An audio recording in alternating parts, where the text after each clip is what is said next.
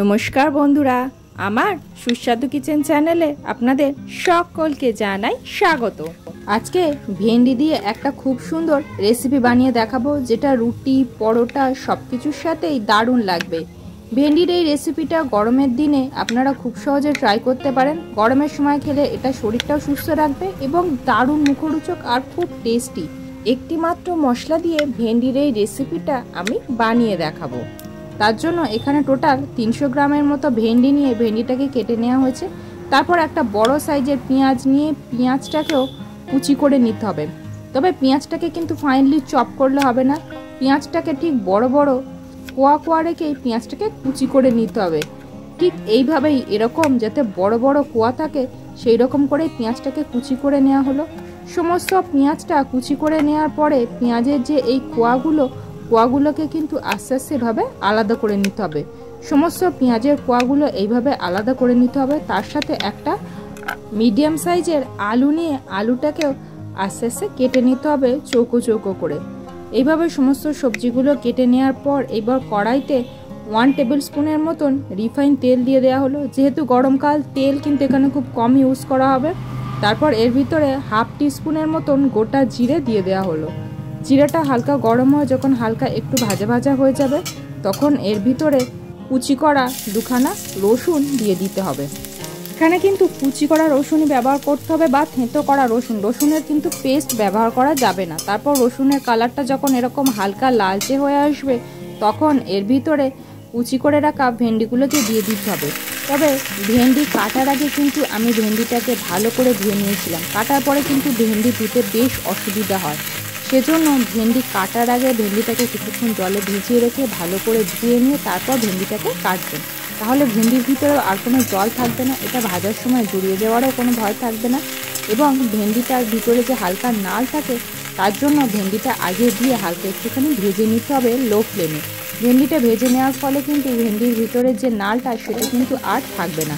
ভেন্ডিটা যখন এরকম ভাজা হয়ে যাবে কিছুক্ষণ এবং নালটা অল্প কেটে যাবে, তখন কুচি করে রাখা আলুগুলো এর ভিতরে দিয়ে দিতে হবে। যে আলুগুলো ভেন্ডির সাথে ভেজে নিতে হবে।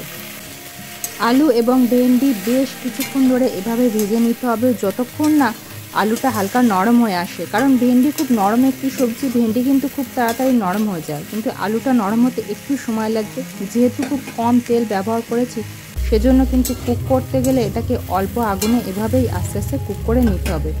তারপরেই এগুলো যখন এরকম হালকা লালচে হয়ে আসবে, তখন এর ভিতরে পরিমাণ মতন হলুদের গুঁড়ো, তার সাথে অল্প একটুখানি কাশ্মীরি রেড চিলি পাউডার, এটা কালারের জন্য, এবং পরিমাণ মতো নুন দিয়ে দেওয়া হলো এবং সেই সাথে একটা কুচানো পাকা লঙ্কা দিয়ে দেওয়া হলো।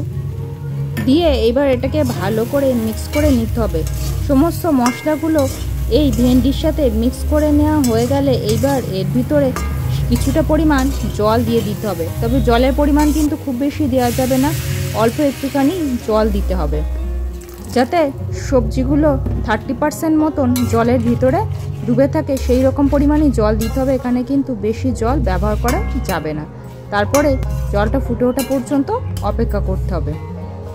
তারপর যখন জলটা এভাবে ফুটে উঠবে, এই যে পেঁয়াজের কোয়াগুলো আলাদা করে রাখা হয়েছিল কেটে, পেঁয়াজ কুচিগুলো কিন্তু এর ভিতরে দিয়ে দিতে হবে। দিয়ে এর সাথে ভালো করে মিশিয়ে নিতে হবে। এই পেঁয়াজটা কিন্তু আপনারা যদি চান ঠিক জল দেওয়ার আগের মুহূর্তে একটুখানি ভেজে দিতে পারেন। তবে আমি এভাবে দিলাম কারণ পেঁয়াজটা এই জলে হালকা ভাপানো হয়ে যাবে এবং ভাপা পেঁয়াজের থেকে যে ফ্লেভারটা আসবে, তার জন্য কিন্তু আমি পেঁয়াজটা এই সময় দিলাম, যাতে এর থেকে খুব সুন্দর একটা ফ্লেভার আসে।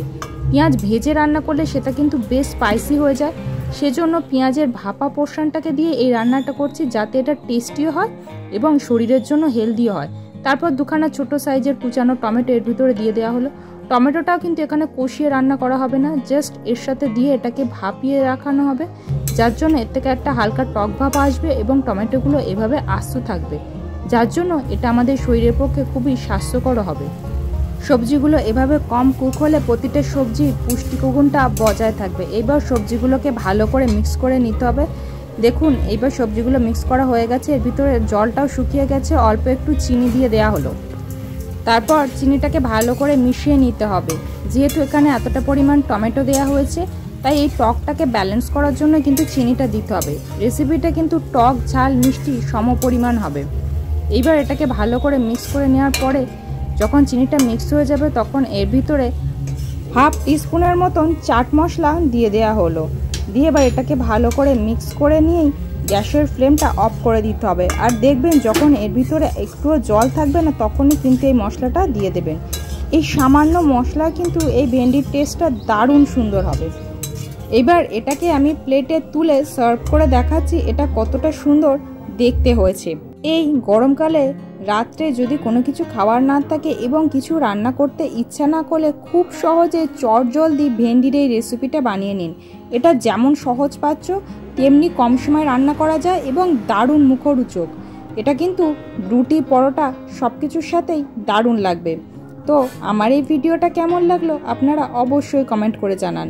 ভালো লাগলে একটা লাইক করুন, পরিবার বন্ধুবান্ধব আত্মীয় স্বজনের সাথে এটি শেয়ার করুন এবং আমার এই ছোট্ট পরিবারের সদস্য হতে চ্যানেলটি সাবস্ক্রাইব করে পাশে থাকুন।